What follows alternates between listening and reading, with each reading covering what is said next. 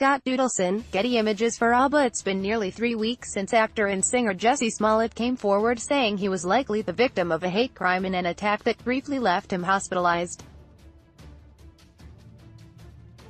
But now rumors are starting to surface that call Smollett's story into question, fueling a firestorm of outrage and confusion over what to believe and how to feel about the case.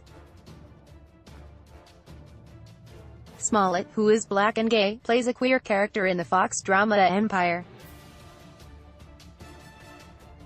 News of his story was met with an almost immediate outpouring of support from Smollett's colleagues and the LGBTQ community at large. Empire co-creator Danny Strong, for example, condemned the attack and tweeted his support of Smollett. Chicago police made clear from the outset that they were treating the incident as a possible hate crime. Media reports followed every development in the unexpected case of a celebrity who claimed to be a victim of targeted violence and hate.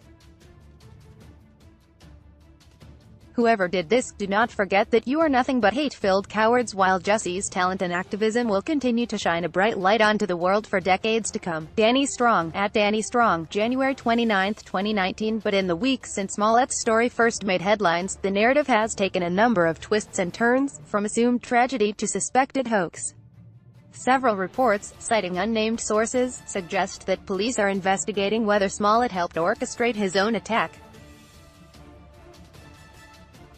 Though much of what happened on that January night is still unclear, or perhaps because it's unclear, the story has activated virtually every lightning rod issue dividing America today, from racism and homophobia to distrust in the media and politically motivated attacks. Here's what we know so far. Police initially detained 2 suspects, only to release them Friday when the investigation's trajectory shifted. Smollett says he was attacked on January 29 by 2 masked men at the entrance of the Loews Hotel in Chicago. He claims they yelled racist and homophobic remarks, making references to his show Empire and President Donald Trump's signature slogan, "Make America Great Again." Smollett says one attacker tied a noose around his neck and poured a substance on him that he believed was bleach. Then the 2 fled. Police were unable to find surveillance video of the attack even though it was in a heavily trafficked area with plenty of cameras nearby. They did, however, release images from surveillance video a day after the incident that showed 2 shadowed people walking down a sidewalk. Authorities wanted to take them in for questioning. On Wednesday, police arrested 2 Nigerian men, Olabinjo Osundairo and Abimbola Osundairo, brothers who were later found to have known Smollett prior to the incident. Their lawyer says one of them had worked as an extra on the set of Empire. Smollett's lawyer says another was his personal trainer for a brief stint, though neither attorney specified which brother served which role, or whether they were both talking about the same person. Police raided their homes in search of the liquid suspected of being poured on Smollett. They recovered Empire's scripts, a phone, and a black mask. Until Friday, the brothers were being treated by authorities as persons of interest, but by that afternoon, the narrative had turned. Police released them both, saying new evidence has shifted the trajectory of the investigation. Mostly unnamed sources are driving rumors of a hoax. Smollett has since lawyered up. Rumors began circulating earlier this week that Smollett was somehow involved in his own attack, and that he may have even orchestrated it all. By Saturday, police spokesperson Anthony Guglielmi said they were looking to re-interview Smollett, though authorities still haven't indicated why. Initially, local media outlets were primarily the ones driving the story. According to CBS Chicago, 2 unnamed sources with intimate knowledge of the investigation said Smollett was potentially behind the attack and had involved the 2 brothers. ABC 7 ran another story, again with unnamed sources who claimed that police were investigating whether the attack was staged, allegedly because Smollett was being written off of Empire. More unnamed sources told CBS News that the Osundairos told investigators that Smollett had paid them off. The brothers claimed to have purchased the rope found around Smollett's neck at a nearby hardware store. Guglielmi pushed back on the reports, tweeting on Thursday that the reports of a hoax were unconfirmed by detectives and that the ABC7 sources in particular are uninformed and inaccurate. Media reports about the Empire incident being a hoax are unconfirmed by case detectives. Sup. Eddie Johnson has contacted at ABC7 Chicago to state on the record that we have no evidence to support their reporting and their supposed CPD sources are uninformed and inaccurate. pic.twitter.com/ISO55452. Anthony Guglielmi, Guglielmi, February 15, 2019. In his first televised interview since first reporting his account of the attack, Smollett on Thursday told ABC host Robin Roberts he was pissed off that critics doubted his story. Stories soon surfaced that Smollett had hired a high-profile defense attorney, Michael D.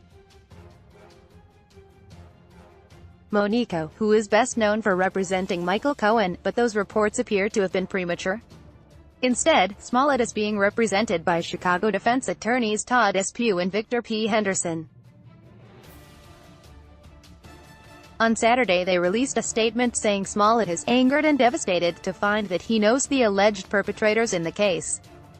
He has now been further victimized by claims attributed to these alleged perpetrators that Jussie played a role in his own attack.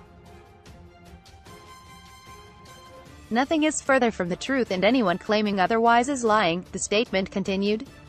The rumors feed into a conservative conspiracy around media bias. Underpinning all the twists in Smollett's story is his suggestion from day one that his alleged assailant supported Trump. The actor said in his statement to police that his masked attacker told him, "This is MAGA country," along with racist and homophobic remarks. He later had to push back on reports that they were wearing MAGA hats while pinning him down. "They called me AF**********T. They called me AN*********R.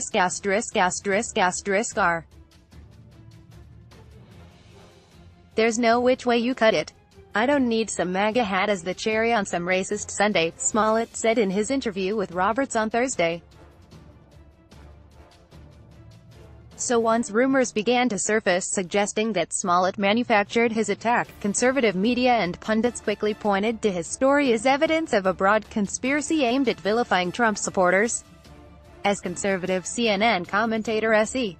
Cupp noted over the weekend, Trumpers were giddy in their reaction to reports speculating about a hoax. And it's clear from the responses to Cupp's tweet that Smollett's critics saw the new developments as validation that Trump supporters, not minorities, LGBTQ individuals, or other disadvantaged groups, are the people who are actually being persecuted. The giddiness among Trumpsters over the Smollett news is gross. This story is awful. He allegedly abused police resources, exploited raw divisions in this country, and made it harder for every victim of a hate crime to report. This is sad no matter your politics, S.E. Cupp at SecUp, February 17, 2019. It's very similar to the validation seen last month after the Covington Catholic school teens were dragged online for seeming to harass Native American elders. Once it became clear there was more to the story, conservative media quickly coalesced behind the students, saying they were the real victims in this case, victims of liberals' instinctive dismissal of anyone wearing a MAGA cap. As Vox's Zach Beauchamp wrote at the time, the Covington drama became something of a Rorschach test, with each side seeing what it wants to in a way that's more revealing about their own worldviews than the actual incident. For the right, it revealed several of their core animating assumptions. From their point of view, the liberal reaction to the video, and not the footage itself, was the biggest problem. It reveals a culture where white men are acceptable targets of hate who deserve no sympathy and no due process, and where the left-wing mob wields tremendous power through its command of the public sphere. That view connects to a broader assumption shared by many conservatives, that white Christian men are a persecuted minority in modern America.